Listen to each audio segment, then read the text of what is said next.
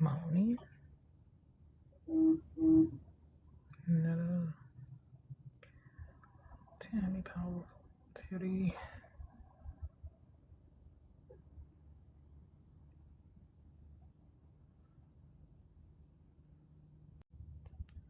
Good morning. Oh, hi, Steph. Hey, Dee Dee. How is everyone this morning?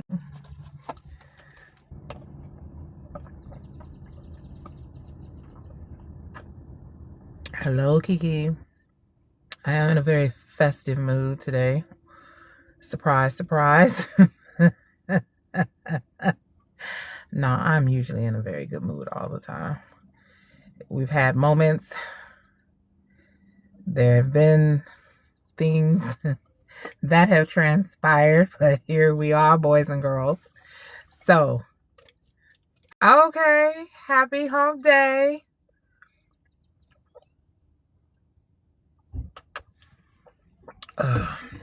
Okay. Let's just keep tapping and everybody can come in when they come in.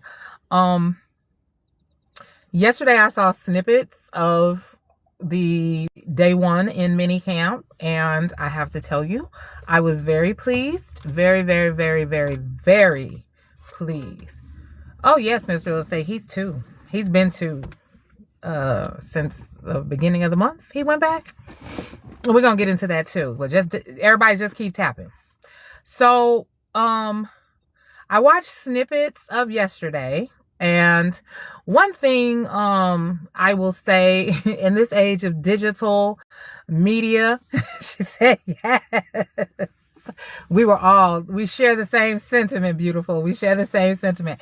One of the things about social media as well as digital media is that it permits you to do snippets and cut things off. One of the things that I pay attention to is that oftentimes a lot of creators, they will write these taglines that snatch your attention to get you to come in and pay attention to what they're talking about. Even when it has absolutely nothing to do. Good morning, Moni. Has nothing to do with what they're talking about. And I think that contributed a lot last year to the narrative that was being told, because anything that was derogative and negative pertaining to the Cleveland Browns, Shedeur Sanders, Dylan Gabriel, Kevin Stefanski specifically, it got clickbait. I mean, people tuned in. People got numbers, followers, and subscribers that are not truly organic. It was just based off of the sensationalism, and in a lot of instances, the lack of transparency and objectivity of being journalists. It's just people repeating things and getting you to come to their pages and stuff. So there was that. That is no different for this year now. Prior to yesterday's presser with Coach Todd, Dylan Gabriel, and Shedeur Sanders, everybody was still working off of the fodder of last year, which was extremely negative. So there's that. So with that being said, I went back and I watched the entire press conference. Not just the bits and pieces that I had come into myself. Hey, beautiful. But I wanted to get a clear and composite picture of what was going on. So I'm going to break it down on each of the gentlemen that we spoke or had an opportunity to talk about Coach Todd. I have liked Coach Todd since he first got to Cleveland. And there might be a little pinch of bias because I know how he feels. Hello, Miss M. I know how he feels about Shedeur. I know how he has felt about wanting to have the opportunity to coach Shedeur. So the idea that Coach Todd, not only is he going to be coaching Shedeur Sanders, but he is part of the rebuild of the organization that is starting at ground zero. He is coming in following all of this negativity and this toxic work setting. So we're going to have an opportunity to see what kind of coaching his coaching is going to do. But there was a little bias because we know he really likes Shedeur and he wants to work with him. But he has been able to columnize his personal away from his professional. He sees that there were a lot of things that were missed both on the coach's side as well as on Shador's side. And now is not the time for us to talk about who shot John and how he died. We have a job to do. Our job as coaches, we cannot point our fingers at players and say they are not developed or they are not getting the best of what they need. Yes, they do. They do rock, Dapper. Thank you. Yes. W in the chat for Cleveland rocks. Yes, they do. Yes, they do. He's not spending a lot of time pointing the finger at what Shador or Dylan or Deshaun or any of the other players can or cannot do. He clearly made it understood that our players are only as good as our coaches are, and our coaching staff is only as good as the line of communications that we keep. Thank you, Moni. W in the chat for Divas. AI skills. Thank you, Boo Bear. So there was a shutdown there because let me tell you something. The Cleveland press corps, they are stuck on stupid when it comes to being positive and moving with the flow and the fluidity of their team. They continue to get stuck in yesterday. And it was very apparent that Coach Todd has been talking to his team because everybody is speaking fluent Cleveland Browns. They are not talking about what was or what wasn't. Not that there were not little gems dropped. We're going to get to those. We're still on Coach Todd right now.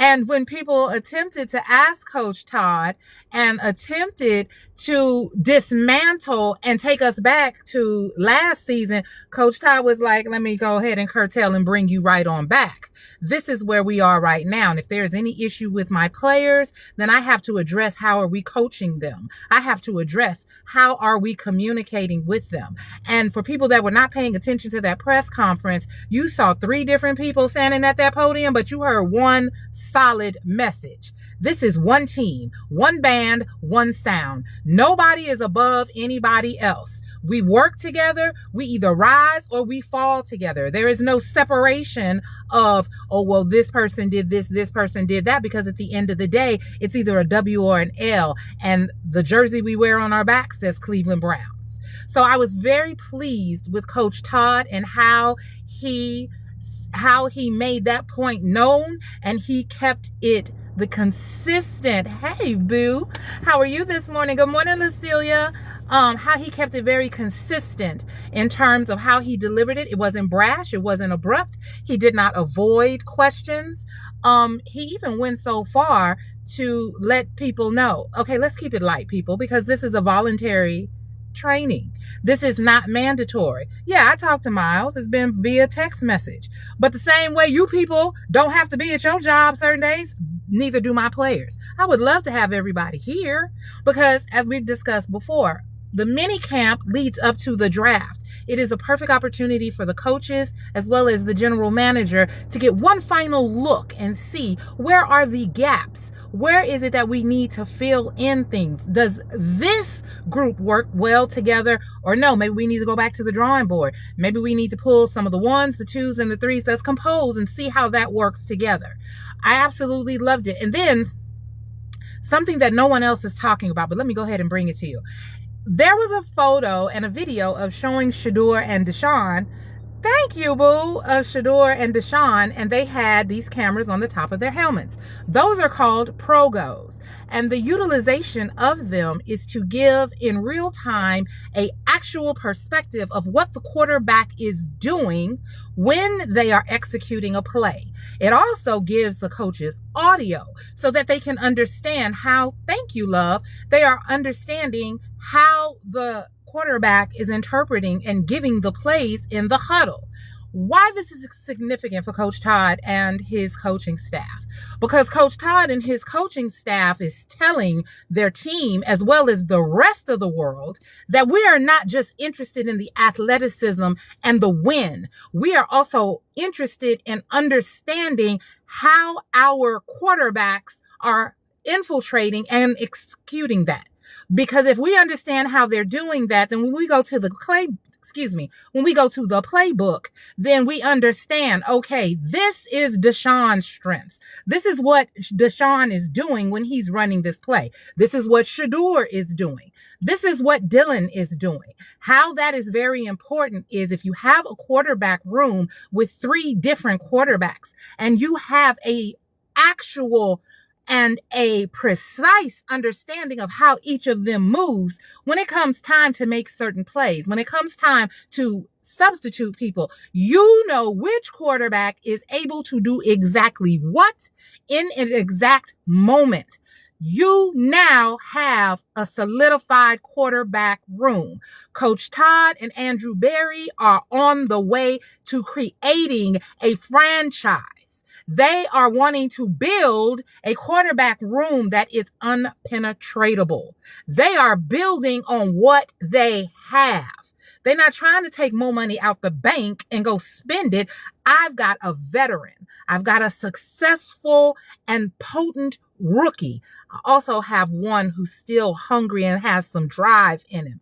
How do I capitalize on all 3 of those? Well, first, I got to understand the language that they're speaking. I have to understand how they are perceiving it. For Coach Todd, that is definitely a gold star. That says to me that this is a coach with a staff that is not interested in hearing all of the bullarchy about what you think they can do and what you think they should do. He is analyzing and looking in real time. This is what Deshaun can still do. He's got a busted Achilles, but this is what he can do. I am watching him and what he is doing. This is what Shador can do. This is what Dylan can do.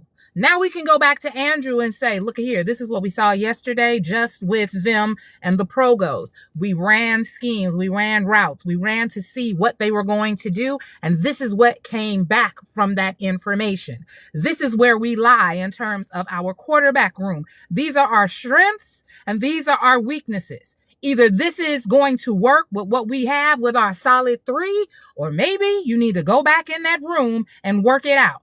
But after what we saw yesterday, it does not look like Coach Todd is ready to run in there and just start buying up players.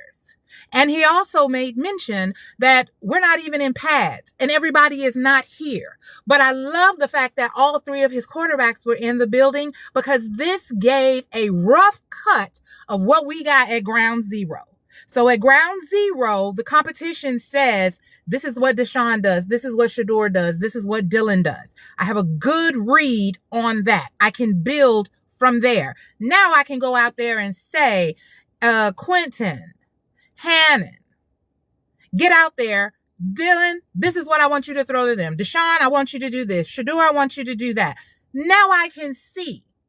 I love the addition of the Progo to the practice.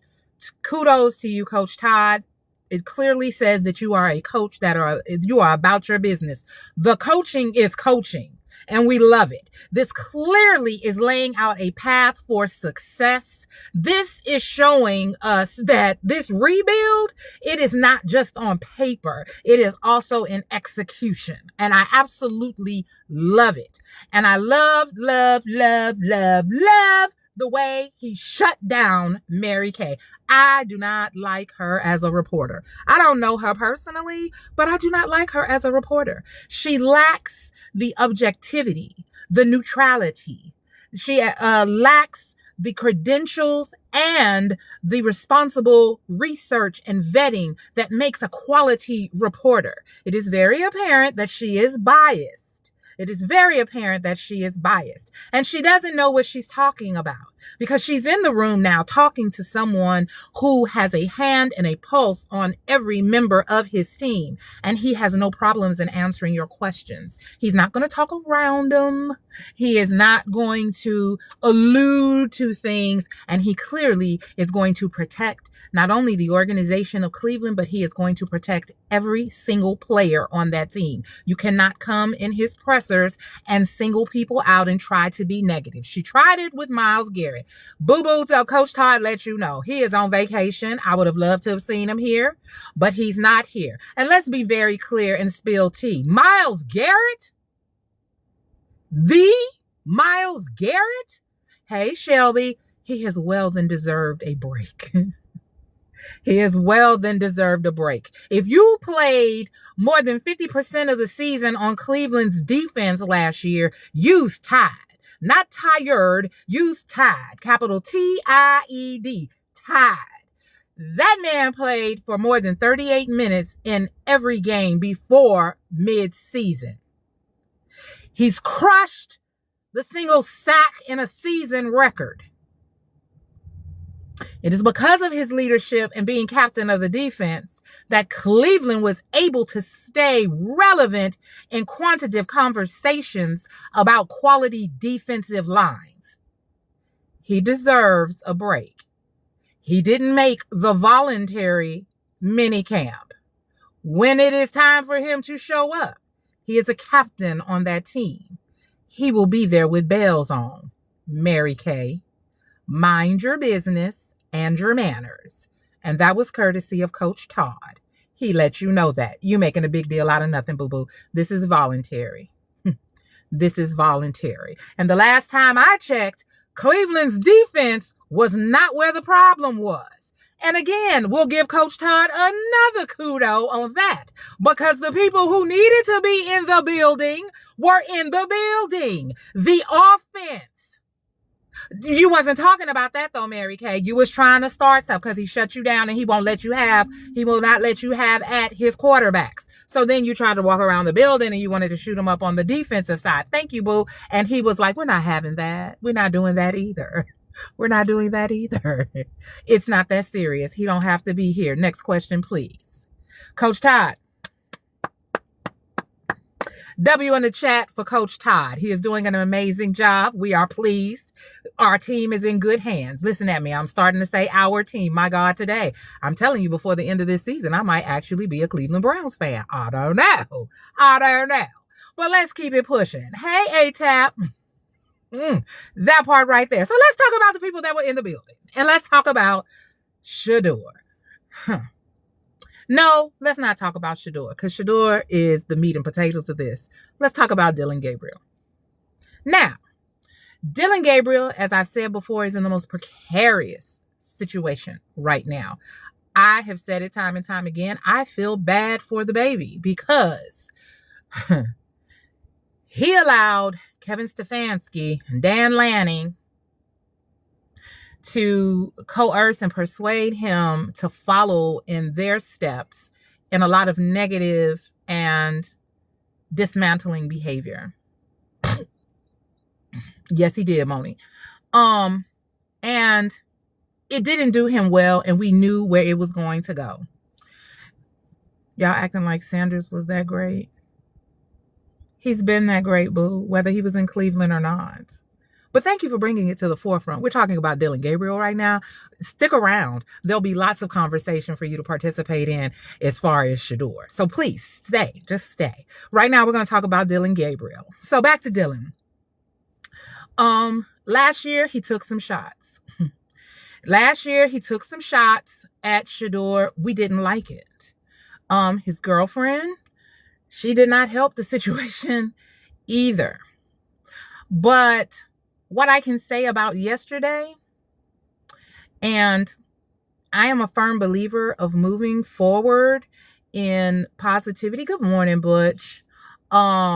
Is that, oh, well, let it go. I mean, we love the engagement. Let them say what they want to say.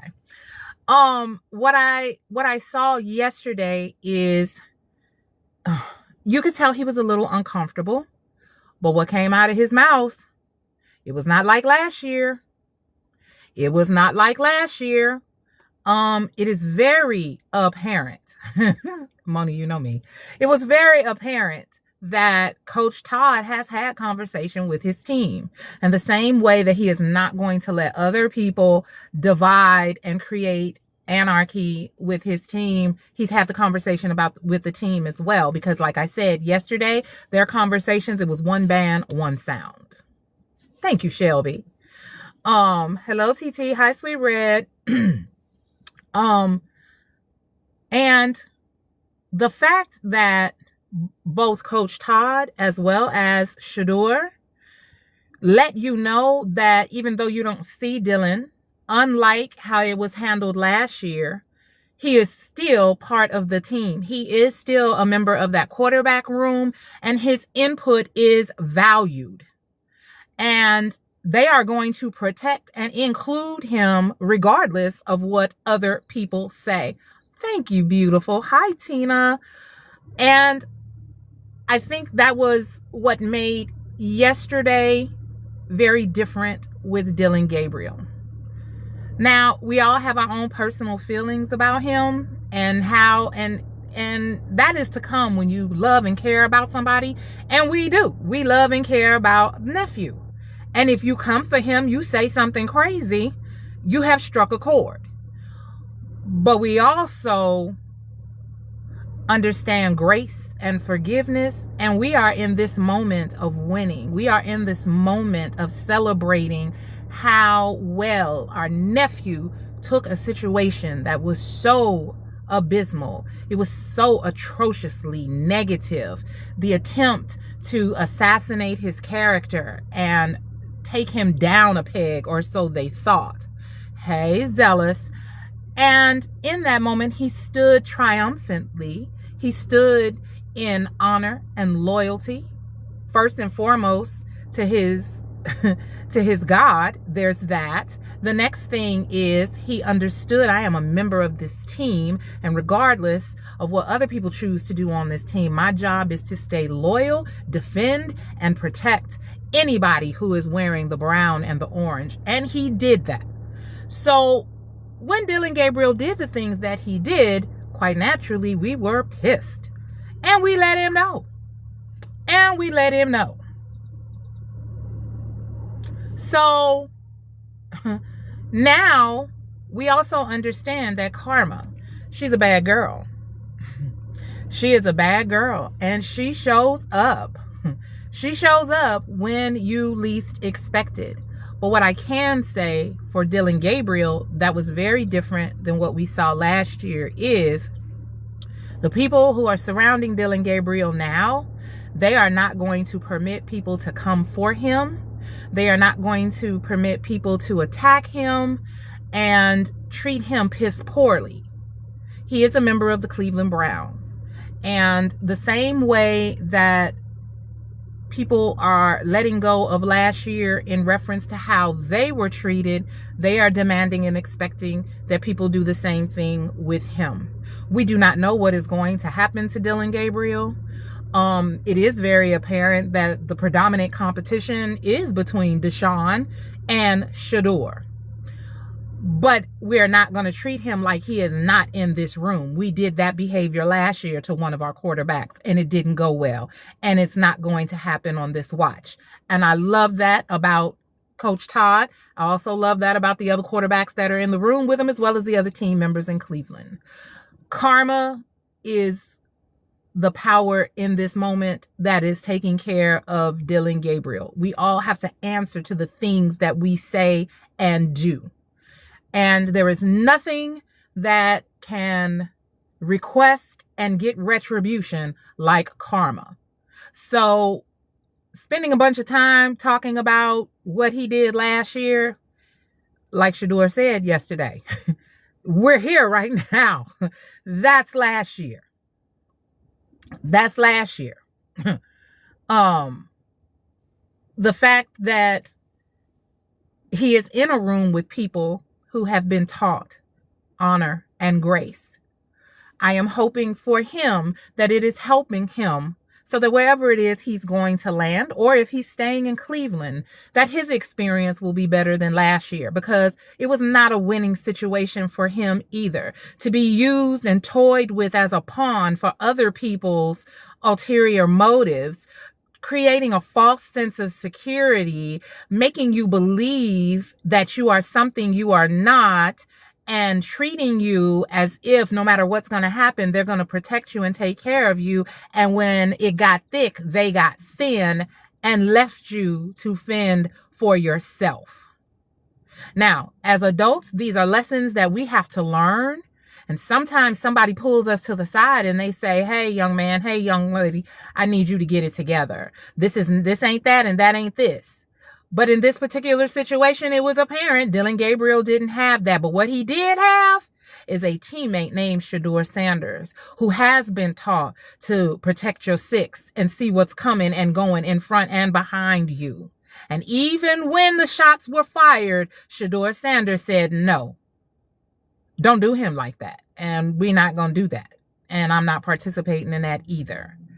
And even more so now, it is more prominent because Shedeur now has a coaching staff that supports how he moves. So in this instance, I do not feel like there is anything else that has to be said derogative. No other shots need to be taken at Dillon Gabriel. His retribution and karma is between him and karma. And trust and believe, she has appeared. And there is nothing else to be said about that. So there is that. The other thing is, you're right, Shelby. I am more than certain that Dillon knows Shedeur is a real one. Shedeur is a real one. So we're just going to trust and believe that he got something out of it. What I can tell you is when he stood up on that presser yesterday, there was a lot less shade and a lot more of him talking about what's really important, himself. And I think he's gotten it clear that someone else is winning doesn't mean necessarily that I'm losing. It's just not my day. This whole thing about the reps and all of that, I congratulate Coach Todd and how he shut down the staff in the press corps, because had they been permitted to just run amok, then that conversation would have gone totally different. But because Coach Todd has owned the narrative of his team and his organization, everyone is now in a safe space. Whether you Dillon Gabriel, the Gatorade boy, Shedeur Sanders, Andrew Berry, it doesn't matter. In this new Cleveland Brown organization, there will be no disrespect tolerated. You can't come for anybody in this organization. We're not tolerating it. And Coach Todd has made that clear since his arrival off the plane. So there is that. So Dillon Gabriel, we are rooting for you as a Cleveland Brown. I hope that some of these life lessons have taught you that we got to be mindful of the things that we say and do, because they set things in motion. I do not think, after hearing Coach Todd yesterday and listening to Shedeur Sanders, that Dillon Gabriel is necessarily counted out. And like I said, I do believe that the Progo that they had on their helmets is an opportunity for them to capitalize on every gift that each of those quarterbacks has, including Dillon Gabriel. He was part of the conversation. His fellow quarterback and his coach spoke to him and his presence there. Now, did we see a lot of Dillon Gabriel? No, because let us be clear. We have a coach who is a realist. He told you this competition ain't about fair. This competition is just that. It's an open competition. Make your presence known. You want the number one spot? Come get it. And the way you come get it is you show up. Now, there is that. Dillon Gabriel, good luck, young man. And I hope this season is a lot more fruitful and positive for you. You've got all the right people around you. And even understand this, and I'm saying this not only for Dillon Gabriel, but anybody else in there. Understand every position counts. Anytime you are a member of a team, whether you are a part of the Cleveland Browns, or you are in the unit at the hospital, or you work in corporate America in the office, we work interdependently of each other. Everyone's contribution creates another step to get to the pillar called success. Do not undervalue or undermine the position that you have. And I'm saying this, Dillon Gabriel, because there will be moments where somebody may have to come out. Somebody else may have to come out. And young man, it will be you, where the responsibility of that moment, the movement of that ball, the winning score is on your back. Prepare and be ready for when your number is called. There is no such thing as a big play or a little play. It is all about the plays that we make collectively that get us to the W. Understand that. And that is universal regardless of what you do for a living. And that's all we're going to say about Dillon Gabriel. Good luck this season, young man. Now let's get to the meat and potatoes of what we really want to talk about. Let us talk about Shedeur Sanders. Shedeur Deion Sanders, please come to the front of the room, my man. Because, honey, I I can't tell you the amount of times that I hit rewind watching his press.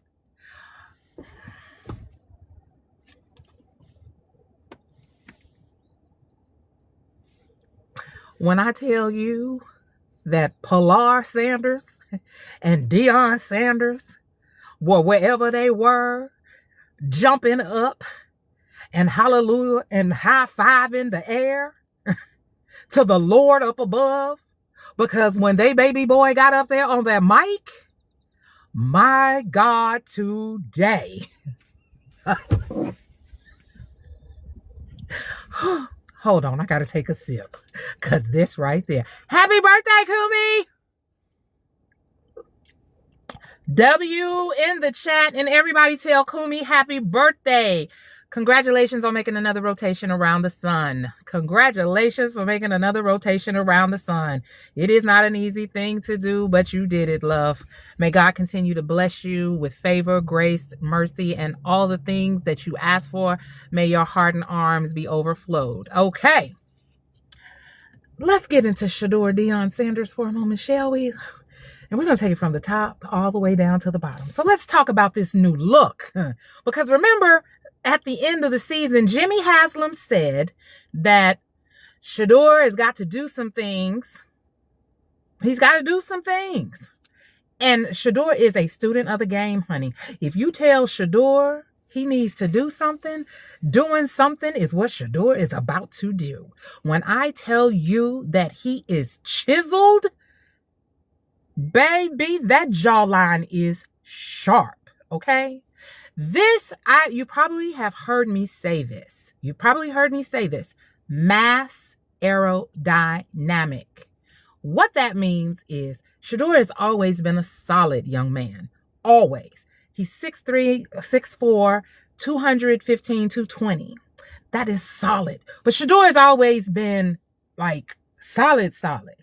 Big legs, big bum, strong frame. He's never been a running quarterback. Not because he couldn't run. It just wasn't his strength. He had some other strengths. And his ability to move in that pocket and register what his offense was doing, and the defense at the same time had people, how does he do that? Thank you, Octavius. So, of course, there was some conversation. Yes, he's strong. Yes, he is quick. But could he be quicker? Why, yes, he could. He can run. And he can take a hit. What if we got him an O-line? We trimlined him aerodynamically, sped up the legs, slowed down the throwing. How would that manage? You just created the most lethal and dangerous quarterback in the NFL. Now, we saw the videos where Shador would be somewhere and be like, I can't eat that. Do y'all have so-and-so on the menu? And even Shiloh took shots at him for some of the stuff that he was eating. But Shador had a plan. Shador said, I'm coming for the number one spot. And if the owner said, if Andrew Berry said, if Coach Todd said, then that's what I'm going to do. And I don't care. Yeah, I go to bed at 6:45, 7 o'clock at night. But I'm up with the Roosters. I go to bed with the Crows because I got to get this sleep regiment down pat. I have to make sure that this diet is streamlined. I got to get my speed up, and I've got to coordinate all these things. So when we go back for this mini camp, I can let them see this is what you got. Baby, when I tell you the health. Now, the next thing that I noticed, because I was saying this all last year, I was very concerned about his mental. Because you could see all the time that he is in defense at all time. He was guarding himself the entire season. That animation, that light that was in his eyes, that had been gone for a long time. The smile was forced. He was thinking about what he was doing so much. You could tell he was uncomfortable. He was still himself, but he wasn't himself. Things he normally did, he stopped.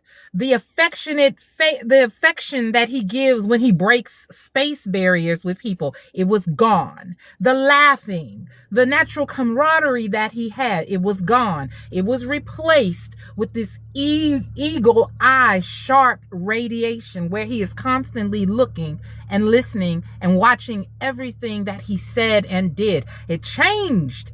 It changed. And at the time that we were watching it happen, we were getting pissed because we knew something is wrong with our baby. Something is wrong with our nephew. That's not Shador. That's not Shador. And even when he came under fire and people were saying these things, we were getting even more pissed because he's not saying anything. He's not saying anything. Okay, we're going to be quiet. Because he ain't saying nothing. But we watching you. We see what you're doing. Okay. But yesterday, the glimmer, the light, the animation had returned. The unflushed uncertainty with the frown bent in and the scrunch in his face, it was gone. The light and the calmness were there. The comfortability had set back in. The control and the direction of that press conference, it was his. He owned it. He controlled it. He designated what you got to know, and he shut you down when you attempted to assassinate anything about him or any other member of the Cleveland Browns team. So let's go ahead and take it to the top, and let's talk about the real clear gems. One thing I love about Shador Sanders is you don't ever know where you stand with him till he lets you know that it's okay. He is one of those types of people that you talk to, and when you're talking to him, you kind of like, I don't know, is he mad? Is he okay with it? Because they would pose questions to him. Let's start with the gentleman with the humbling question. Now, I don't know what the Frisian Glacier went through that young man's mind. Let me take that back. Yes, I do. They were still trying at it with the shots. So they were like, well, what did you learn from your being humbled last year? And Shador said, what you mean? What you mean? What is humbling? Oh, okay, we can check that off the book. No notes, not a crumb left. So then he tried to turn it around and talking about, well, you know, when you were at Jackson State, then you were at Colorado, even in high school, that you were the man. Shador said, I am the man. You don't get to dictate how I see myself, baby. When Shador said that, the hush that came across the entire press corps, you heard a rat pissing on cotton and nibbling on cheese. Those people in the press corps were like,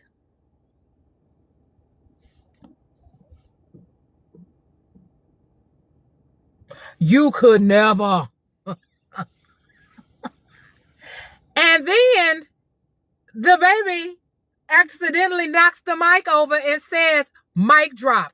If that ain't Deion Sanders, because Deion will tell you, oh, that was a message in that for that. That was, you were supposed to clap for that. Yes, that's her. Baby, and let's talk about that for a minute. Yesterday, Shador Sanders, I swear to God, I was looking at Deion Lewin Sanders 1989, 1990. If he didn't look exactly like his daddy and sounding just like him. Oh, you. In the words of the great Bill Duke, you know you done effed up, right?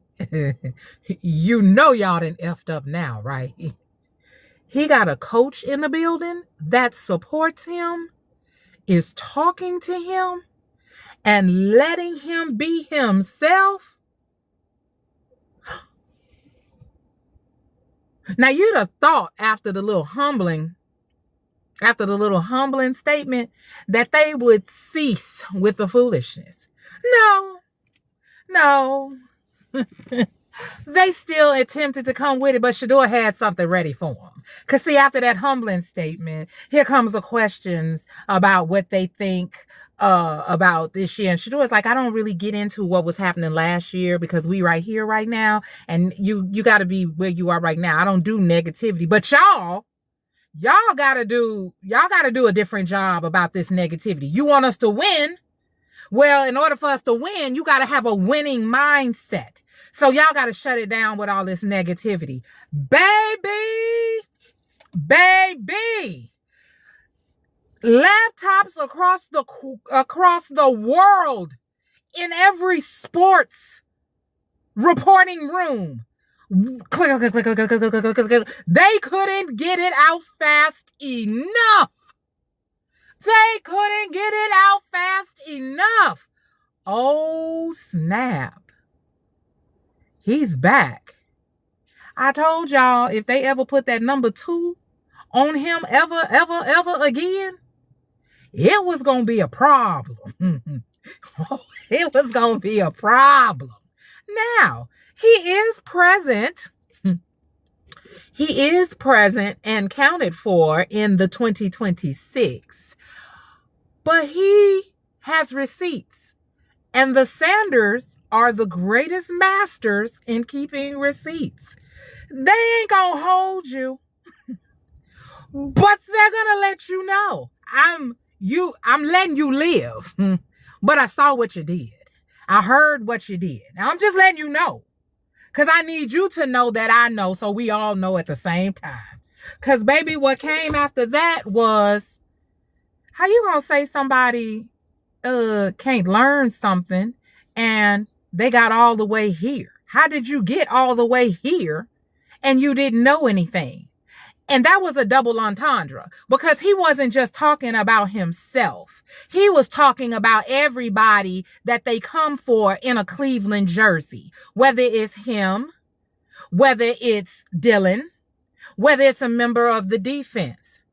People who are not at this level are opening their mouths and having something to say about the level of performance of the people who have achieved the position that you're talking about. The audacity. How do you get this far if you do not have the baseline to even be here?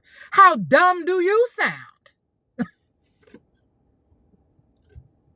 No, it's not a problem with the person learning as much as it may be. This your playbook. This your coaching staff. Maybe you need to learn how to talk to the people you're talking to. Huh? Since y'all want to go back to last year, here, let me take you back there right quick, real fast. Oh, but he didn't stop there. Baby, when I tell you, see, people make fun of Coach Prime because he got a class that he actually teach in Colorado. You want to know why he got a class that he actually teach in Colorado? Because he can. Because yesterday you witnessed one of his prize pupils displaying his program, his academia, his syllabus, his curriculum. It was laid all out for you all the way on the press corps.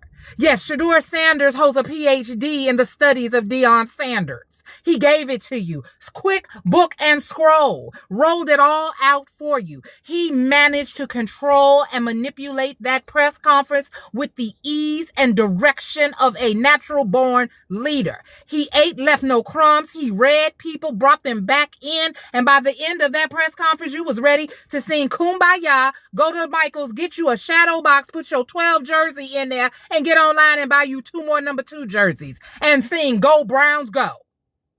See, that's what y'all be missing that don't understand the cipher called Sanders. That's what y'all be missing, called the cipher called Sanders.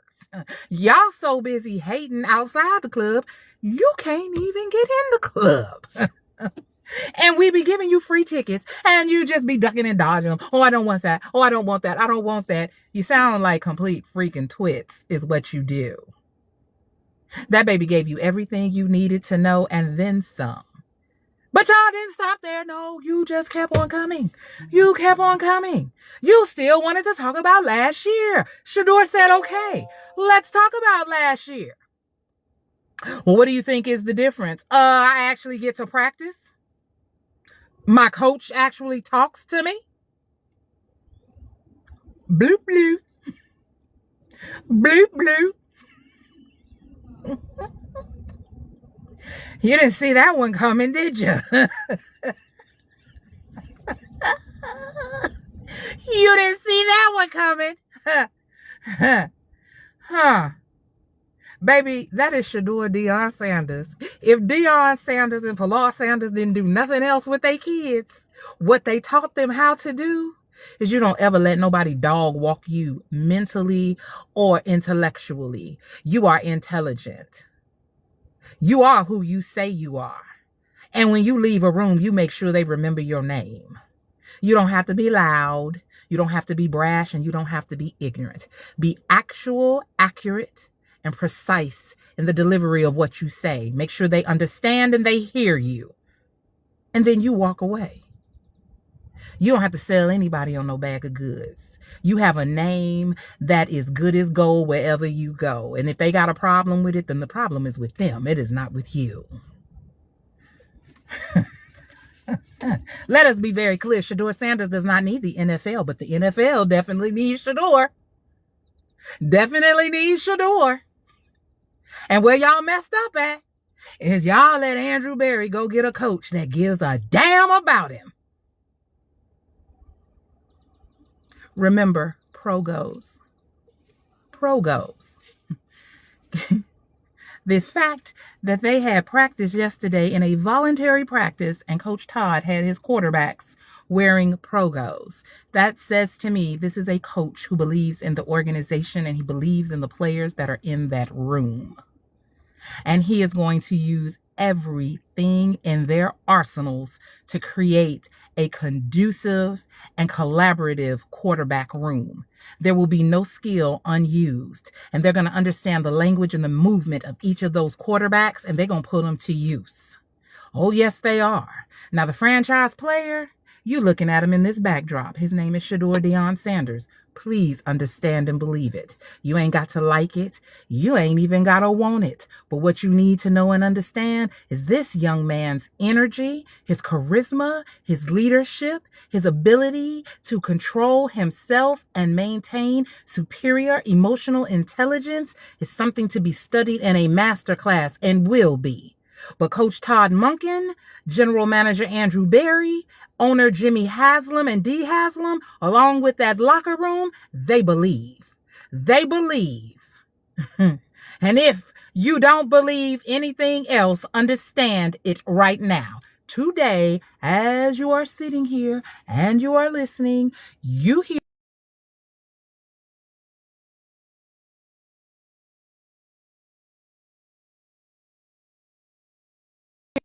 the Cleveland Browns are going to the playoffs.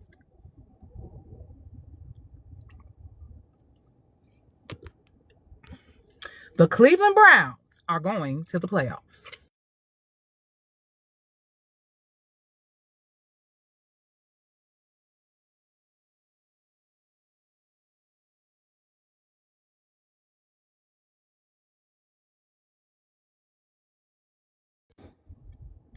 So now that Shador has knocked everybody's bobby socks off,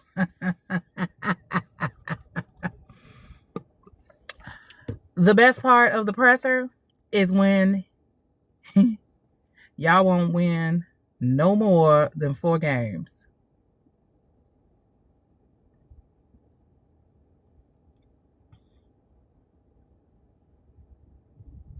I got time today. So let us go back over here and let's see who it was. Glock 30K Security. That's a very interesting handle. I dare not even ask. But pray tell, because you threw it out there, Pumpkin, why do you say that they will only win 4 games? Please share with us why you feel they will only win 4 games. We're listening. You wanted some attention. Now you got it. So tell us, why do you only think they're going to win 4 games?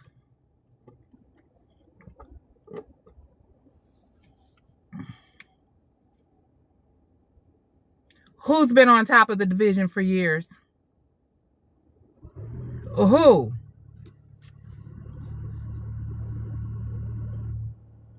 Oh. Oh, you like to argue. Huh. Huh. So because the Baltimore Ravens have been on top, then there can't be a new sheriff in town? Is that what you're saying? Okay. Me. I'm going to say this to you, Glock, with a napkin in between our hands, hon. Please do not get it misconstrued, because at the present time, you guys have the most fire and most fly new uniform reveal that there is in the NFL right now. I can't take anything away from it. Your marketing team and your uniform design team, they've earned every coin that they've received.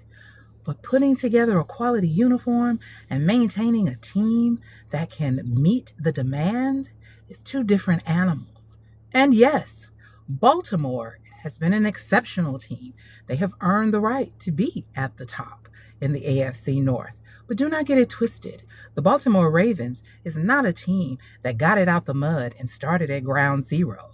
The Baltimore Ravens were an inherited legacy. They gained a team of champions when the original Cleveland Browns moved to Baltimore and then became the Baltimore Ravens, and the Cleveland Browns were able to keep their name and become an expansion team.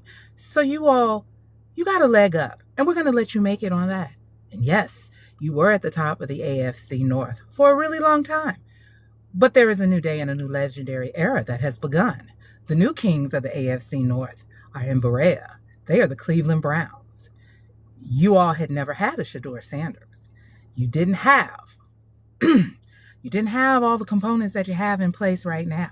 And who you were and who you're gonna be are two different things. The new kings of the AFC North reside in Cleveland. It ain't the Steelers, it ain't Baltimore, and it ain't Cincinnati. Every so often, there is a shift in dynasties. That shift has happened in the AFC North. Get used to it. But we do encourage and we do welcome competitive banter and fodder. I think it's ideal, if you believe in your team, that you're still believing that they're going to stay at the top. It is going to be a most exciting matchup of these two teams. But at the end of the day, what is going to happen is Shedeur Sanders, Myles Garrett, and the most competitive rebuilt offensive line and legendary defensive line are going to come into Baltimore, and they're going to walk away with a W. And there's nothing that Baltimore can do about it. I said what I said. No one stays at the top forever.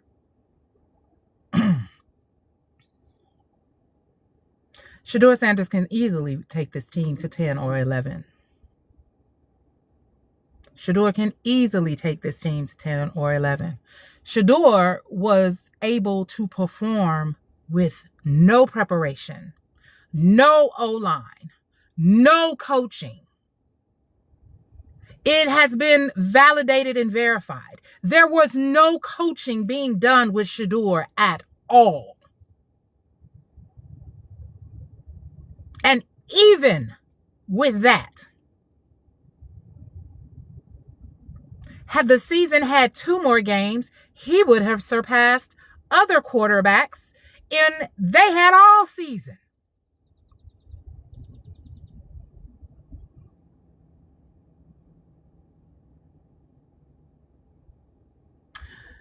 Z the Preacher, we are not taking away from the fact that Shedeur does not need development. I'm not saying that at all. I never said any of those things.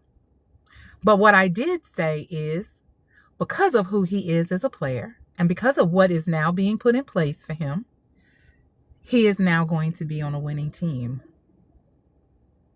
And y'all can argue with that all you want. I love when men come in here and start wanting to talk technicality, asking me about different terms in football, whatever. Football is a psychological game. And all you have to do is figure out psychologically where the placement is. And once you do that, then you match it with the brawn and the athleticism. Unfortunately, a lot of men get caught up in titles and terms, and they miss that part of it. Shedeur Sanders is already more than 50% advantageous in that he has control of his mental. And he is already athletic. Now his coaching staff just needs to put all of his components together. And as we clearly can see, they are putting it together in stealth speed. They are putting it together in stealth speed.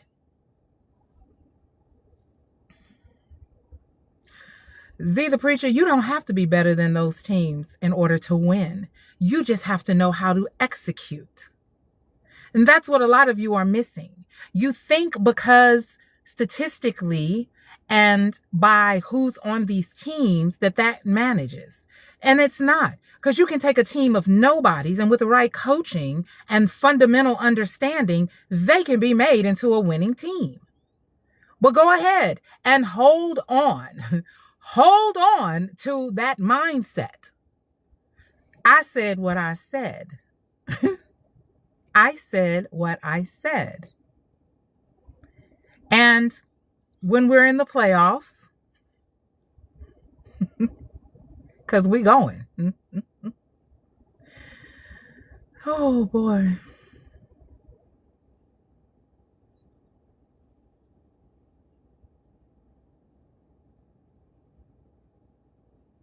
We're not talking hopes. But again, gentlemen, like I said, the Cleveland Browns are going to the playoffs. They are going to have a winning season.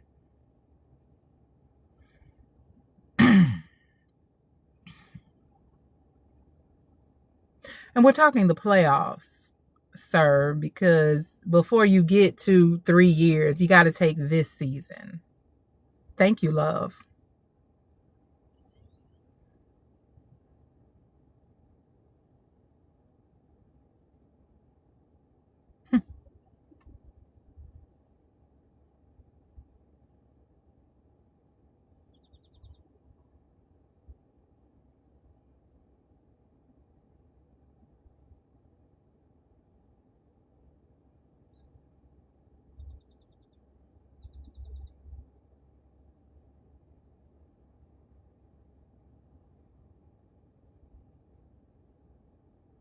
The Browns can't beat 3 teams in their division. Didn't the Browns beat the Bengals? Didn't the Browns? Didn't the Browns beat the Steelers? They are in the AFC North, are they not? And like I said, Shedeur beat these teams without even the proper preparation.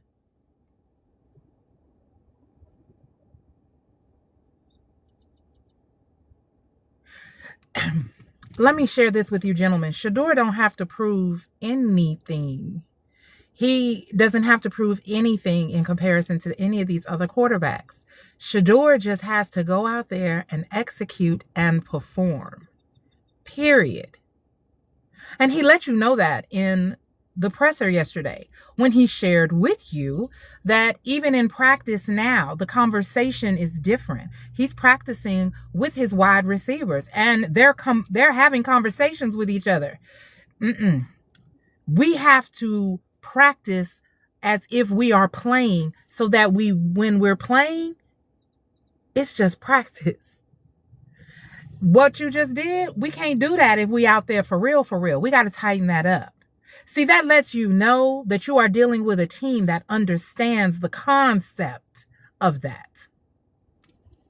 So what you all are talking about, Coach Todd has already let you know he got his eye on Jerry Jeudy and what's happening in that situation. He ain't definitely got his spot, and he knows it too.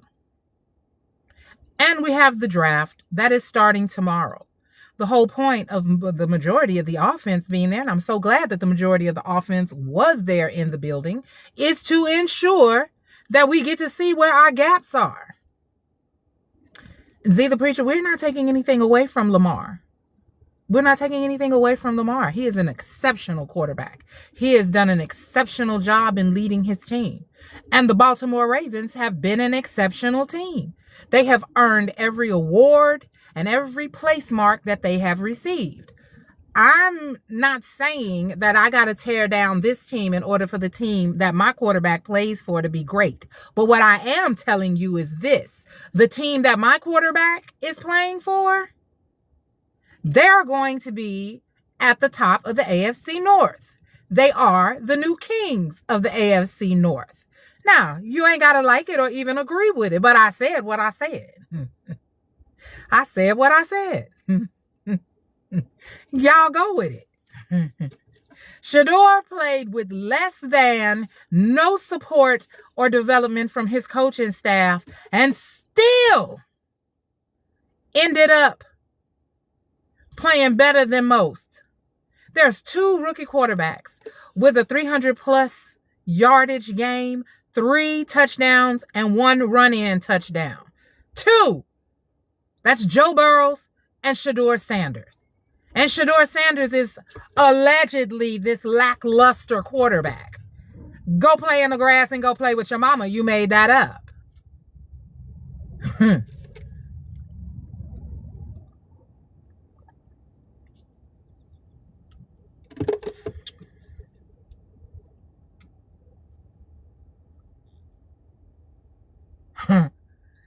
Boy, I tell you what. Some of the members of the human race that have the 2 California raisins and Vienna sausages, y'all not real bright. That testosterone poisoning is a mother. For real, for real. Coach Kevin didn't have enough time to develop Shedeur since fans like you had him fired.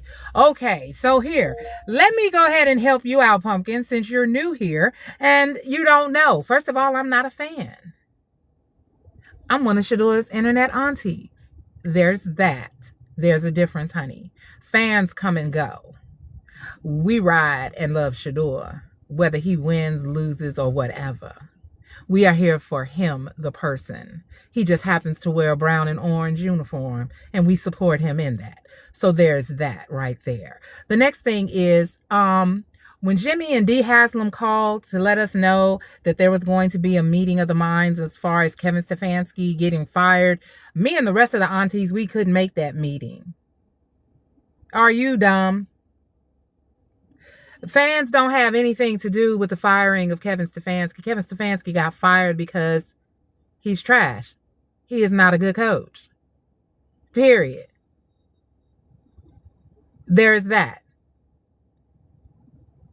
Full stop. He's not a good coach. Kevin Stefanski was not voted as Coach of the Year by players or the NFL. It was done by journalists.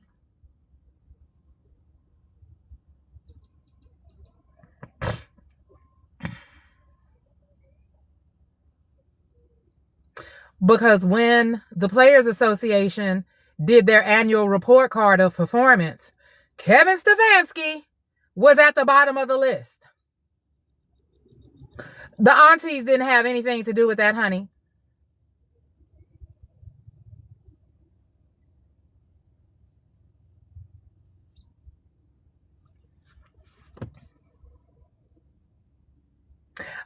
You know what? I'm gonna stop being a content creator and I'm gonna flip the switch to my psychiatric nurse thing. What is quite perplexing psychologically is how people get fixated on the accomplishments and milestones of other people to the point where it creates a dissatisfaction within themselves. Instead of just saying, I don't care for that or I don't like that person, they spend a lot of time needling and burrowing down bunny holes to find inadequacies, downtrodden points to discuss about these people that they don't like. which really speaks to the inadequacy of them. So what makes Shador better than anyone else?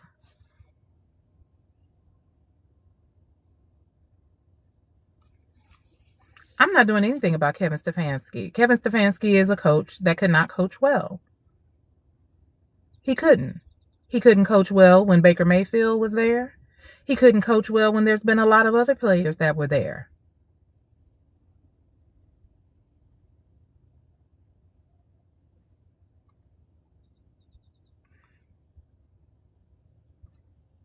I'm not tearing him down for Shador's shortcomings. I'm stating the facts.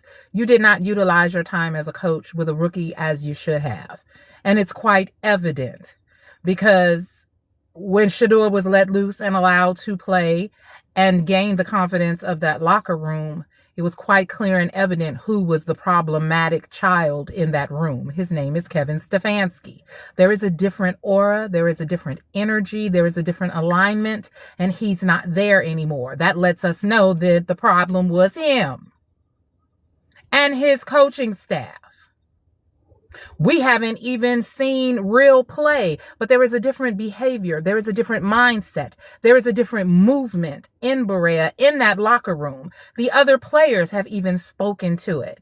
Everyone is excited about coming back and playing. Everyone is excited about what they bring to the table. In terms of competing and working together, the competition is not necessarily against the next man as it is me competing to be the best player I can be in the position that I play so that my contribution to this organization is noteworthy. That is the difference in what we see now and what was with Kevin Stefanski.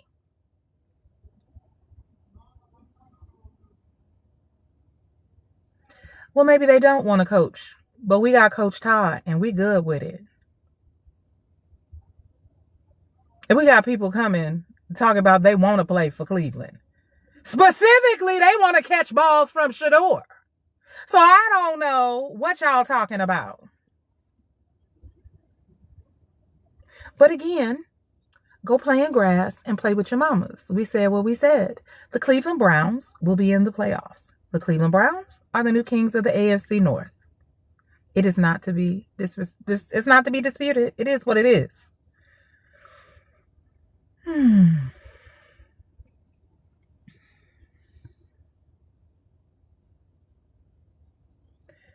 They're bots. And they keep talking about things before this.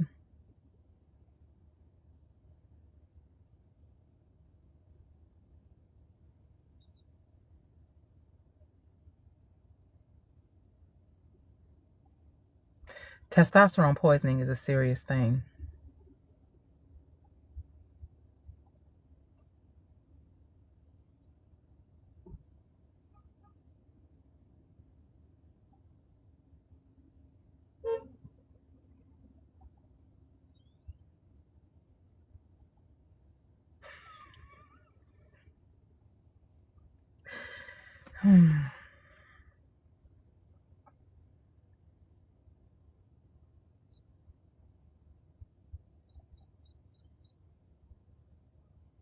David Njoku asked for a trade.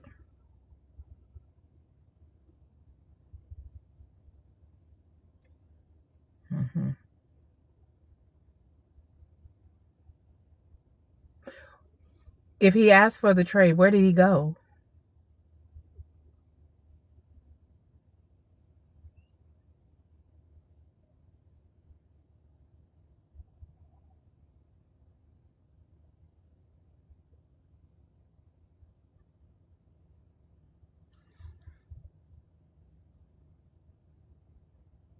The Browns are the Charlotte Hornets of the NFL. You cannot be talking this confident yet. Yes, I can. I know what my quarterback can do. I know what my quarterback will do. Yes, I can.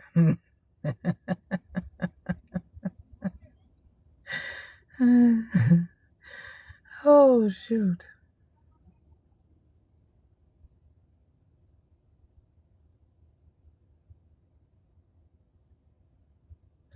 They don't, and we do.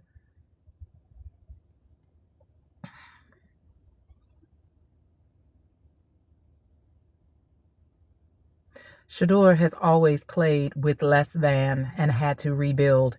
So him being in a situation where the organization is building around him, the coaching staff is facilitating a wall of support and development.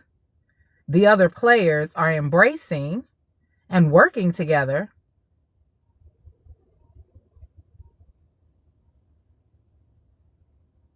And they gave him back his number. That's a bad boy. And Z the Preacher is talking about college games, and it is April 2026. My God, today.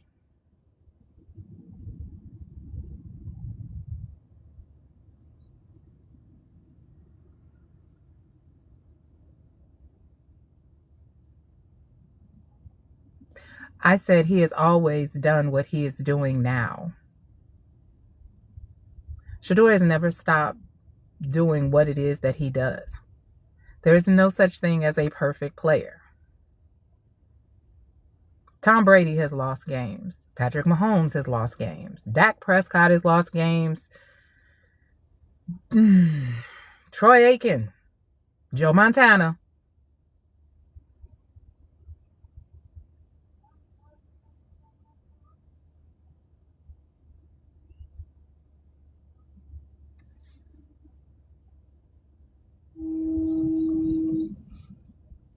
So there's that.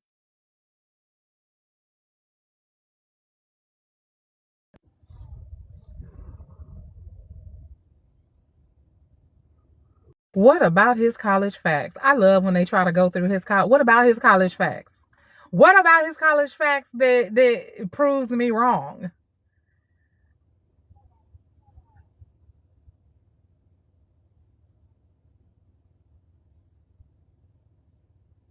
Is it his record? Is it his yardage? Is it his percentage?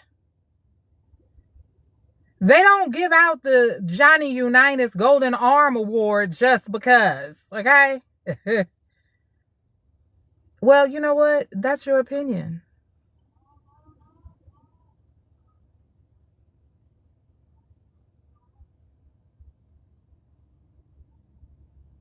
The fact that you all stay up and Shador Sanders lives negatively in your head rent free is very telling.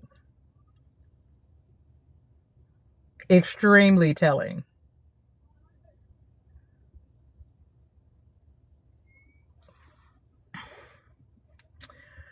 Well, I'm going to tell y'all this while y'all in here engaging us with the back and forth banter of much of nothing. For the rest of y'all, we're going to be in Cleveland turning up.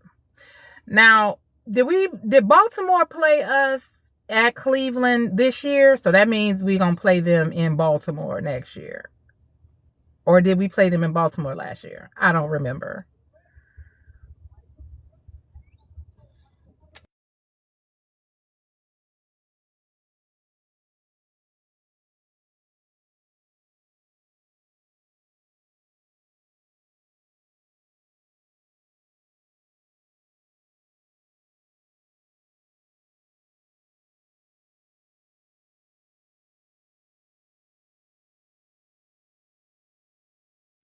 Okay, so we play Baltimore at home in 2025, which means we will be playing Baltimore at Baltimore this coming season.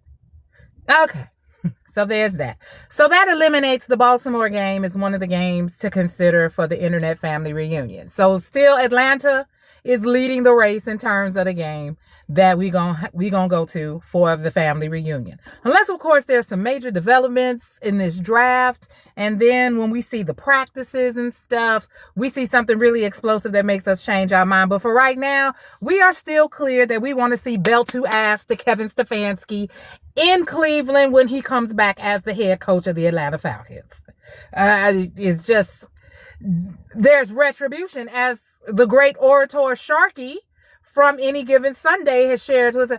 Retribution must be paid, my man. Retribution must be paid. The level of disrespect that you did last year, it must be paid. And understand, Atlanta Falcons, that's the house that Prime built.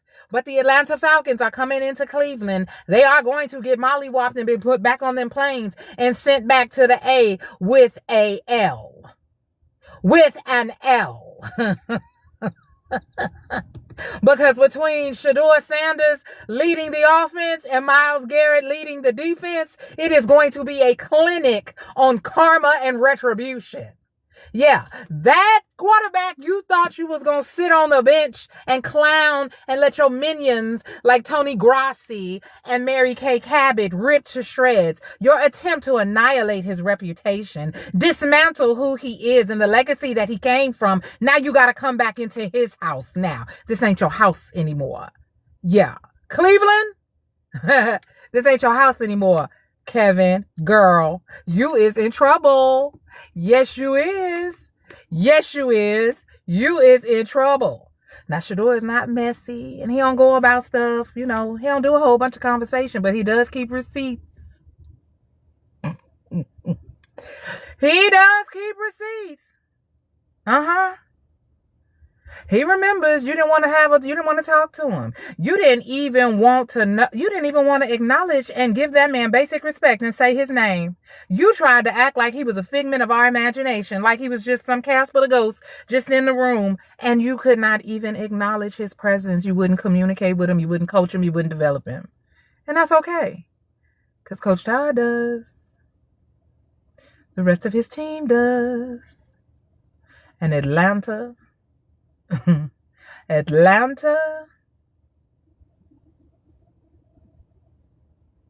this is what's so crazy. Atlanta don't even like the fact you were so disrespectful to Prime's son.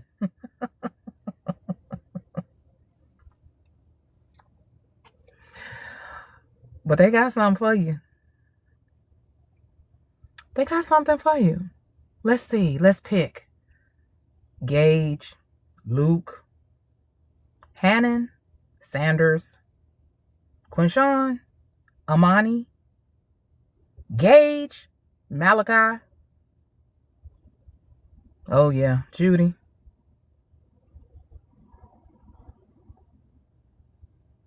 That's just the offense. That's just the offense. The arsenal is broad.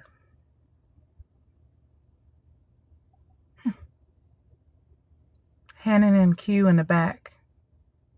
We got Isaiah Bond, Isaiah Wooden. And let me tell y'all something. If you haven't had an opportunity, you need to go over to Isaiah Wooden's page and take a gander at some of his videos of him working out. See, what we were missing this year, we're accustomed to seeing the wide receivers that receive balls from Shedeur. They able to snatch out of the sky. They can grab and tuck and roll. They able to move because the Wi-Fi is activated. We saw it in Luke. We really liked that combination. We've seen how it works. But Isaiah Wooden, go to his page and check him out. That baby has some serious feet.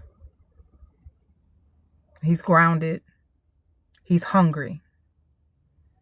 I'm excited about him being an addition to this team.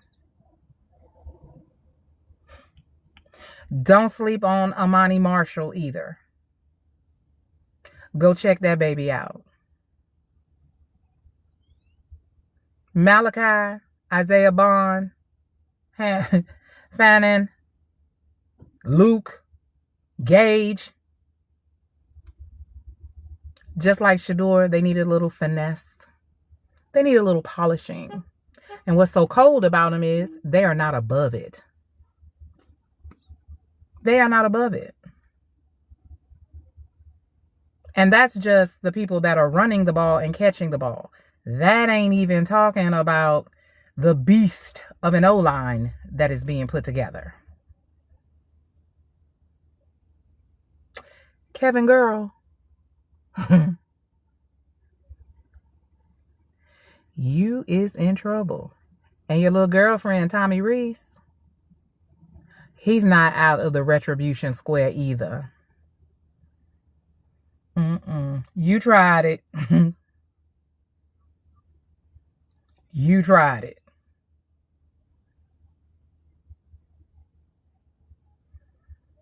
But back to what I was saying about the internet family reunion, y'all. While these bots and twits are in here going back and forth with their narcissism and their egos, we will be in Cleveland. Turning all the way up. Turning all the way up. Unknown Papa, you keep saying fan. We've already explained to you. See, other people have a fan base. That's not what you're witnessing or you see right now. We're talking about Shador's internet family. And this didn't just start in Cleveland, baby. We have been following Shador Sanders since he was 4. Pop Warner followed him all the way up to high school. Trinity.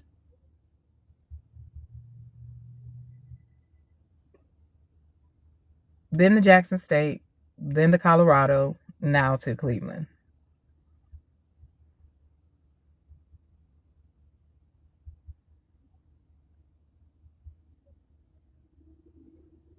I guess a good question would be, why are you in a live chat with people talking about somebody that you don't agree is as exceptional as they do? You feel like I'm invalidated in my facts and what I know. So if you're talking to someone that you think doesn't know what they're talking about, but you keep talking to them, wouldn't that make you the don't know what they talking about assistant? I'm just asking. No, you're not debating with me. Because it's not a debate. You can't debate with me. You can't, and you're not ready to do that. So leave that alone. Leave that alone. No, we're not doing that. And I don't have to debate with you.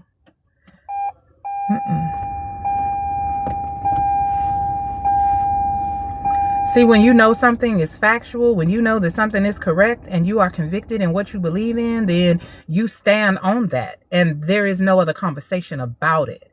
I don't have to explain myself, nor do I have to go into thoughts or question FAQs with you about something that I've talked about. You're new here. You came to my house. I didn't come to yours. And what you probably should have done before you came in here and opened your mouth and got loud and wrong is you probably should have spanned tons of videos where I've explained and talked about different things, because I don't just go live. I have some pretty in-depth posts which speak facts to what I'm talking about. I don't come in here on feelings and emotions. So there is that. If I opened up my mouth and I said something, it's because there is a solid fact that backs it up. Now, you men seem to think because women got slits and tits that they're not qualified to speak on a sport that used to be predominantly male. And then when we come in these rooms and we have conversations and we are speaking authentically and accurately to what we're talking about, then your recourse is to go back into, can you name the players? Well, what does so-and-so mean? Sir, this is not football 101. I did not sign up for a master class in basic fundamental football. What I come in here and I talk about is My respect, support, and love for the nephew, Shedeur Deion Sanders. I am extremely proud of him and excited about what he brings to the Cleveland Browns team. I've had the opportunity to watch him be developed and mature from 4 years old to the current 24 years of age. I have watched him play at every degree and every level of the game that he knows and loves. He was born into football royalty and dynasty.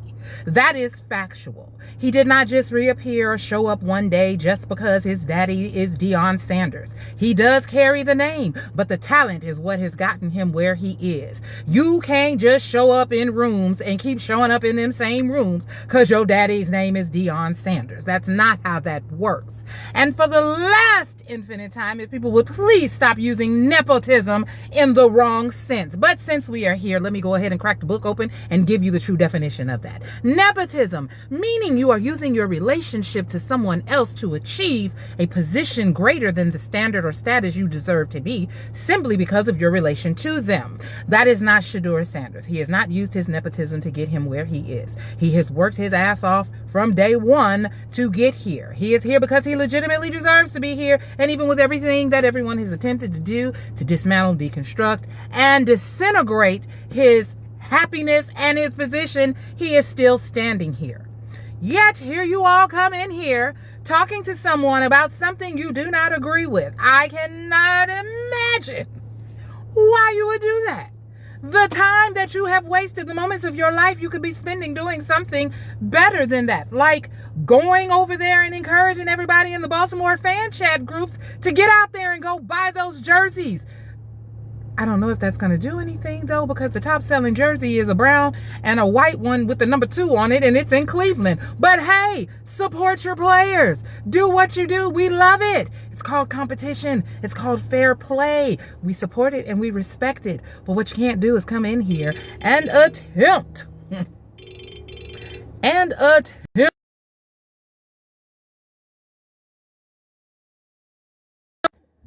to try to dissuade, persuade, coerce, manipulate, or change the way that we feel and think about what we're doing. We're not going to debate with you. We're not going back and forth with you. We really don't care about what you think. It is not a priority. You don't even go here. You're talking about Seahawks. My God, today. You all the way on the West Coast.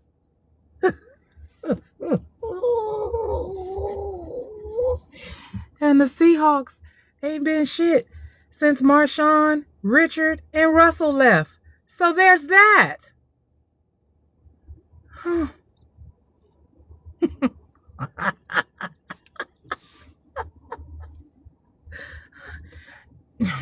See, this is what I'm talking about, y'all, when I say that they are slow. Did you hear what I said? Y'all. Wow.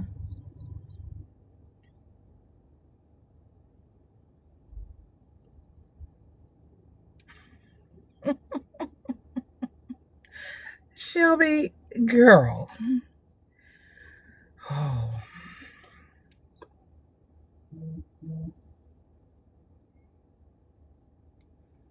They are so very special.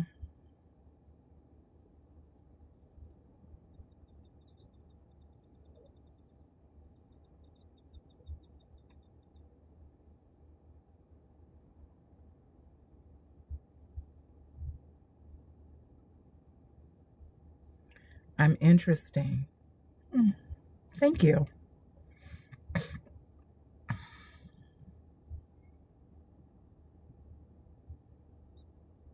I hope that you all are this active in your little fan groups.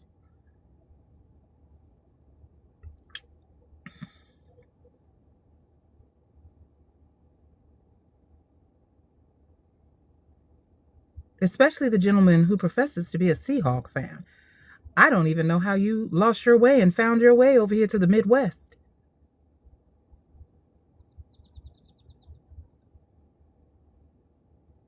We talking about the AFC North, and the Seahawk fan entered the chat. Okay. Hey, Seahawks. Oh, okay. Well, here's the tea, hon. since I just came across your feed, welcome. There's that. But I'll say this to you.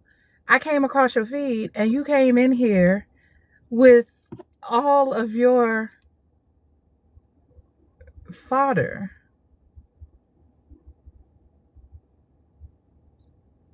You know, I'm not even talking to these men right now. I'm talking to y'all. But when I'm going through my FYP, and it's stuff on there that I see, and it's like,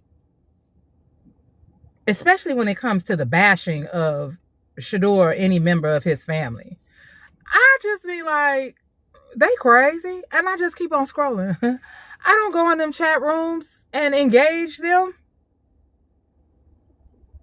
But they love to stop in here and talk about nothing. Like, that's crazy. That is really crazy. Like, they so serious.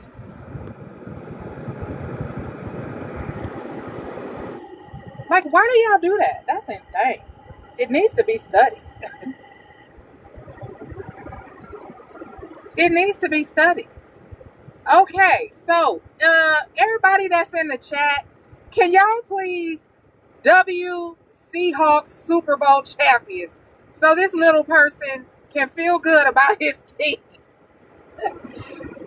Super Bowl champion Seahawks. Woohoo! We're so excited for y'all. That's awesome. We too will be able to share in that celebration one day too. We'll be able to tell the world that the Cleveland Browns are the Super Bowl champions. But for right now, y'all, the little Seahawk fan would like some attention.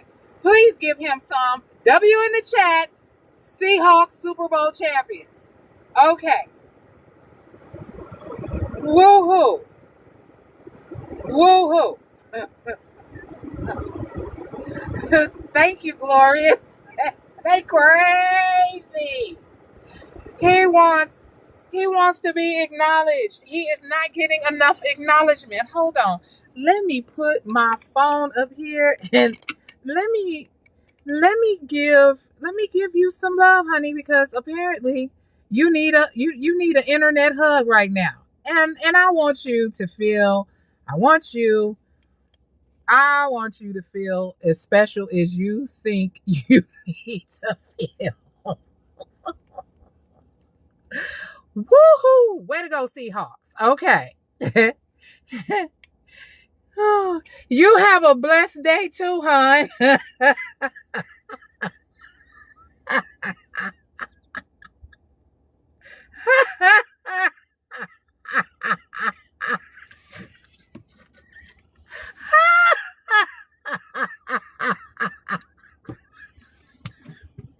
How are we jealous? We are genuinely bigging up a team who earned Super Bowl accolades. How are we jealous?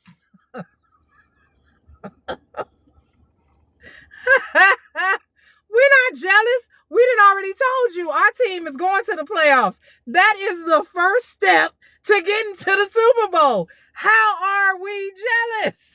That's crazy. That is so crazy. I have no idea. Hey, Toot. So brother, let me tell you something. Do not mistake my sarcasm as jealousy. Cause really, outside of Shador Sanders, LaJohntay Wester, Will Shepard, BJ Green, Jimmy Horn Jr., Xavier Weaver, Travis Hunter,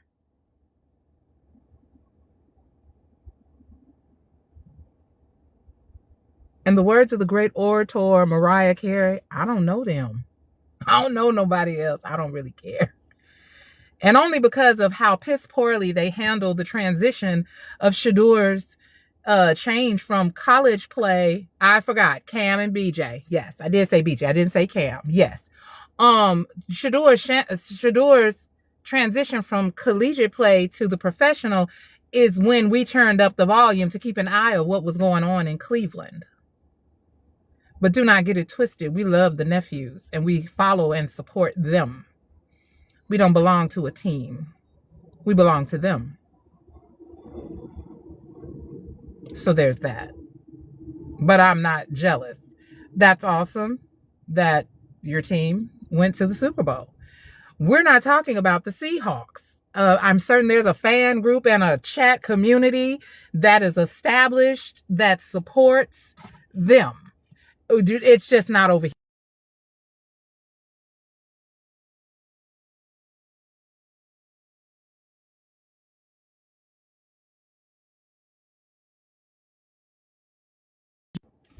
So there's that. But, and I'm laughing because y'all come in here and you have these conversations with the group like we supposed to care about your team. Now, if one of the nephews played for your team, then we would keep ourselves abreast of what's going on in Seattle, but we won't have no nephews over there, so there's that. You didn't listen to anything.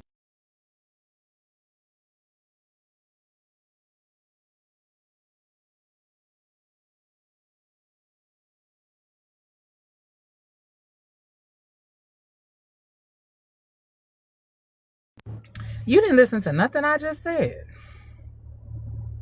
If you know the game, you should be able to speak about any team and not show jealousy.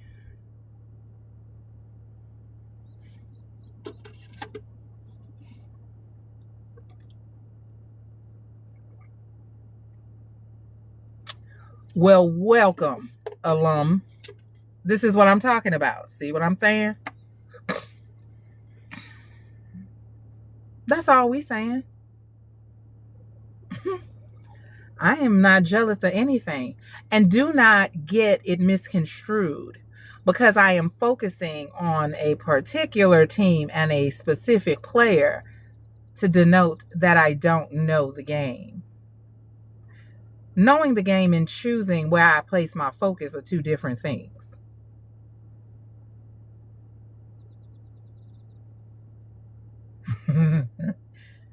Perhaps you should learn what those differences are before you make a loud, wrong blanket statement like that.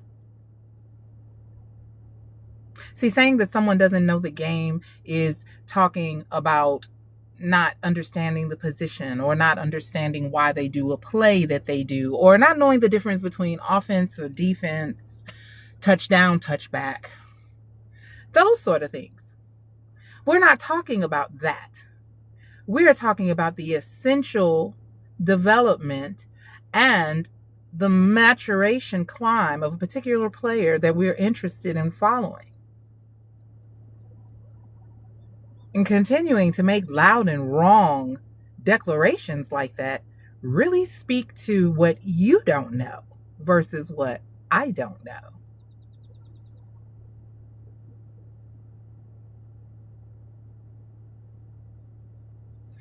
No, knowing the game doesn't have anything to do with a person's personal choice. I don't work for ESPN, ABC, CBS, MSNBC, or the Cleveland Browns organization or any other organization. So I am not contractually obligated to speak about anything on a broad stroke of the NFL. I am who I am, and I can talk about whoever and whatever I want to in this live chat room. And, well, because our internet family reunion is going to be in Cleveland and we are focusing on the maturation and the development of Shedeur Deion Sanders, that's what I'm choosing to talk about. But we don't just talk about Shedeur. We also talk about the other nephews. The only difference is that the other nephews, their transition into the NFL from college was a totally different experience. Their teams handled them far more professional. They were embracing. They gave them an opportunity to show themselves worthy. That was not the case in what happened in Cleveland. And as a result of that, we turned up our eagle eye vision and kept our eye and the pulse on Cleveland, which is what you've seen developed and what you walked into today.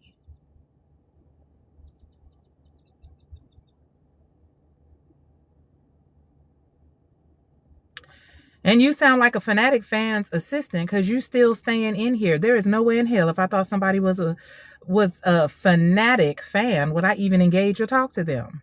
Let alone stay in their chat room engaging and bringing up their engagements. That's insane.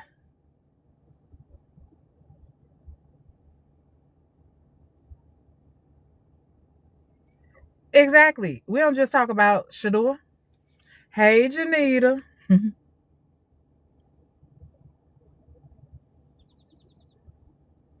Because psychiatric and mental health is something that's very important to me, and that's what I do for a living.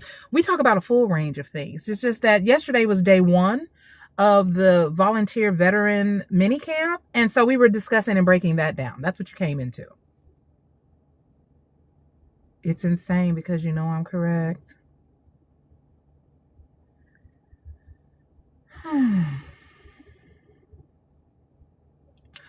So, brother, I don't know who you belong to and what you support, Pumpkin, but clearly it's not what's going on in here. So, Shelby, not the punks. My God, today. My God, today. Father, Lord God, in this place. Anyway, y'all. I'm tired of talking to them. They're boring. Hello, Carolyn. Let me talk to the people that really matter in here. And definitely keep tapping the screen, my love bugs. No, let them stay. Let them stay and enjoy the sights. So, back to the internet family reunion.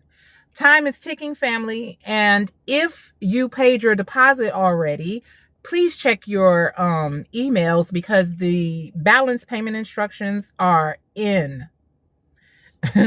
come through on purpose. That's what I'm talking about. We believe. Yes, we do. Here's the tea, because some of you did reach out to me and you said that you were having an issue when you went to Eventbrite to do it. When you go to Eventbrite, if you're not in Cleveland, I saw that, Janita, and you are on the spreadsheet of paid in full, baby. Thank you. When you go to Eventbrite, you've got to change the location to Cleveland, because whatever city you're in, Eventbrite is pulling up all of the events for that city. The Internet Family Reunion is going to be in Cleveland. So when you go to Eventbrite and you look up Internet Family Reunion 2, type in Cleveland, Ohio. Then follow the instructions that you got in your email. That pertains to the people who pay their deposit. If you are in here and you want to go to the Internet Family Reunion, go to Eventbrite, type in Internet Family Reunion 2, and then click on location and change it to Cleveland, Ohio. When you do, it's going to take you, and this is for everyone. I had to change the ticketing. So it's going to show that the Internet Family Reunion has been canceled. It has not. Select the choice that's dated April 12th. It'll take you to the page where you're able to purchase your tickets. You do have the option to purchase the package, which includes your club game ticket, as well as the meet and greet and the reunion, or you can purchase just the ticket for the meet and greet and the reunion itself, and then take care of purchasing the game ticket all on your own.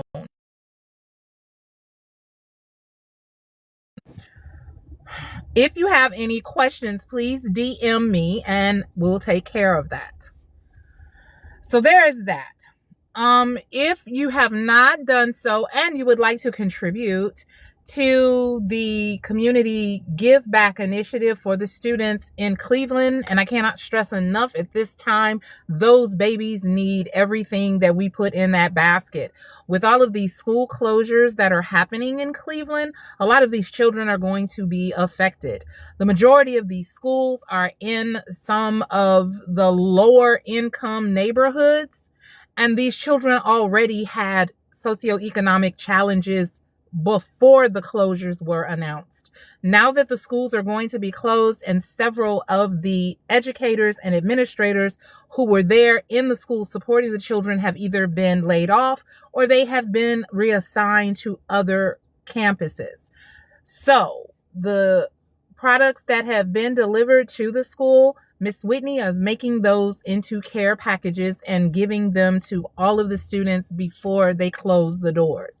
So we've got The last time I checked, it was about $9,000 left in the cart. We started at 14.7K. So thank you to everyone who has given, but we really do want to make a difference to these babies who are going to have their campus closed. So you can go to Amazon and simply type in Internet Family Reunion 2 gift list. It will take you straight to the gift list. And there's tons of things that you can choose to purchase for the students. You don't have to worry about knowing the address. It's already programmed in there. Everything is sent directly to the school. So there is that, my love bugs. Day 1 is in the can. Day 2, they're going to suit up and they're actually going to play.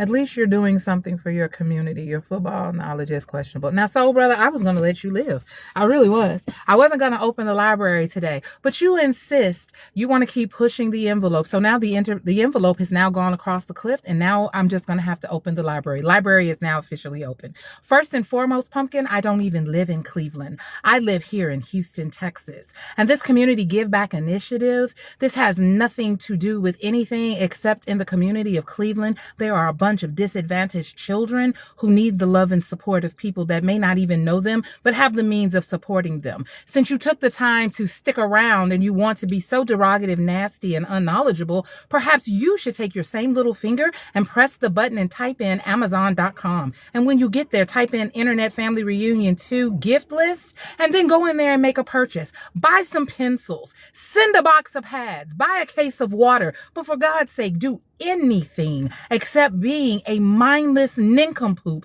who just would like to have some attention and have something to say on things they have no knowledge on. See, that 14.7K that started out in that basket, people from across the world, because there are people who are stationed at bases outside of America who made a point to contribute because they understood these children need our help. So it's not just about people who are in Cleveland, okay? It's about people who are everywhere. Giving back to children is a priority to our nephew. And as part of the Internet Family Reunion, whatever city that we choose to make the reunion be in, we are going to mirror the give back of the nephew that plays on the team in that city. Giving back to the children is a priority to Shador Sanders, so it is a priority to us and all of the people who have hit send with their credit card, debit card, or Cash App. You, sir, are just talking loud and saying nothing. So there. Put up a shut up.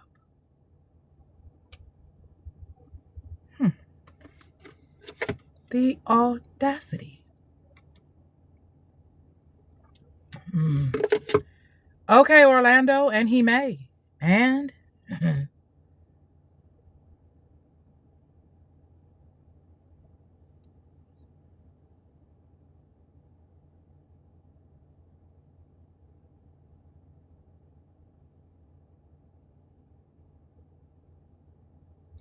he's still here.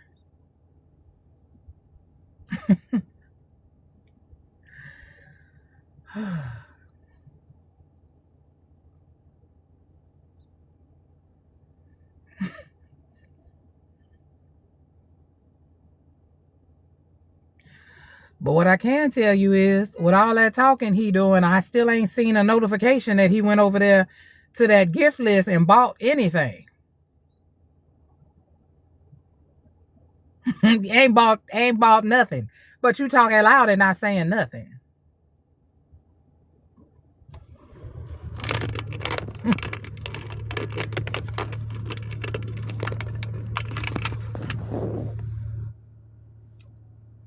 It is go to the Amazon I gotta cool my phone off, y'all. Go to the Amazon.com, and then in the search bar, type Internet Family Reunion 2 gift list. And it'll take you straight to the gift list. And thank you. The babies really will appreciate it. And here's the tea. Even if you don't have the means to give, if you just share the link with other people, that would be awesome.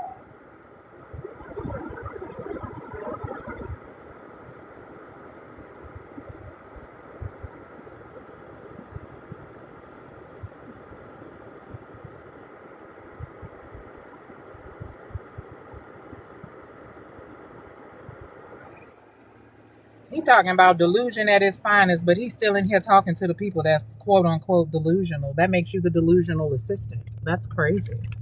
I don't talk to people that I think are delusional or fanatic, cultish, or psychotic. Why do you do that? That's crazy.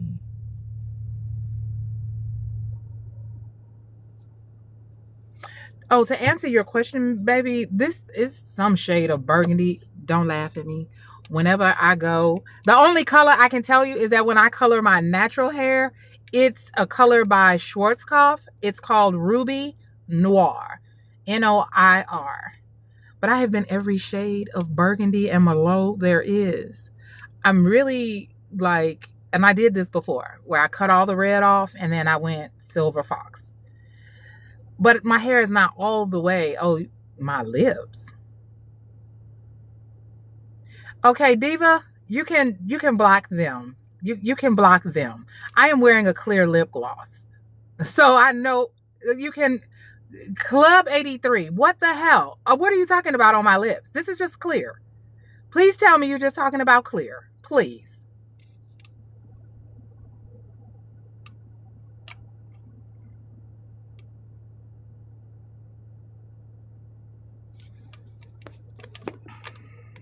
Oh, no, it's wait. Don't make me lie.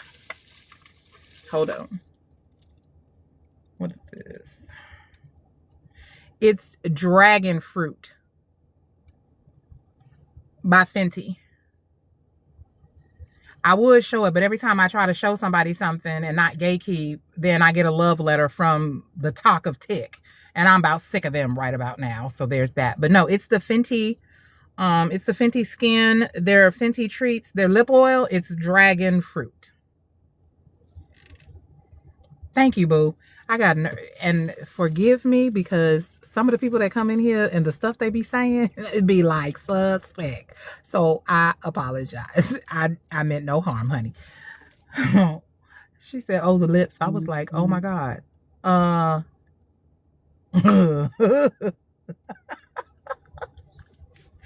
The twits that come in here, they keep us busy. They do.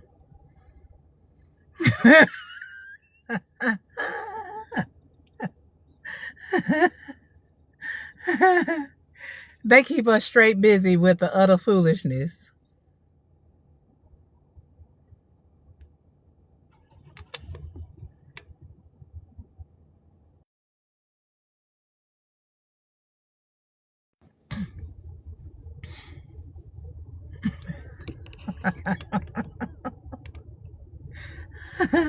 Well, I think child, these AI summaries are something else, like for real. So I had flipped over because somebody had sent a DM. They were asking about the background. That's me tinkering and playing with AI.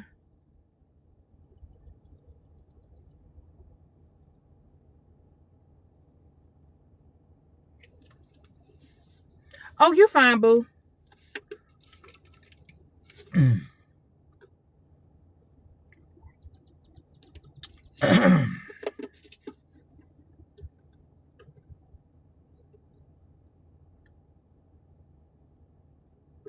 Soul Brother must not have friends in real life.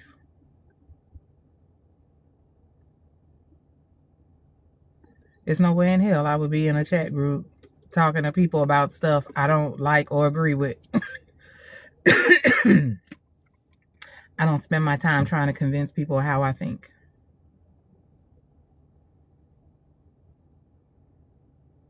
No, let them stay. They are. You have to sometimes give your haters a front row seat.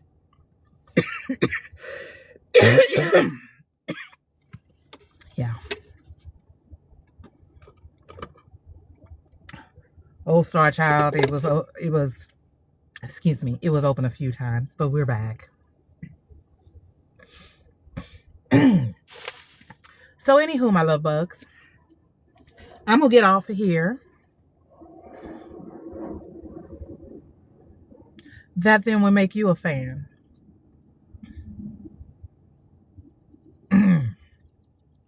Yeah, that would then make you a fan. Cat Williams say you gotta keep that count up about 275, 300. So there's that. So anywho, my loves, this is the agenda for the day. I'm getting ready to get off of here so I can go do some adulting. And then later I am going to go to the early screening of Michael. Yes. And thank you, my Shelby. Thank you, my Shelby.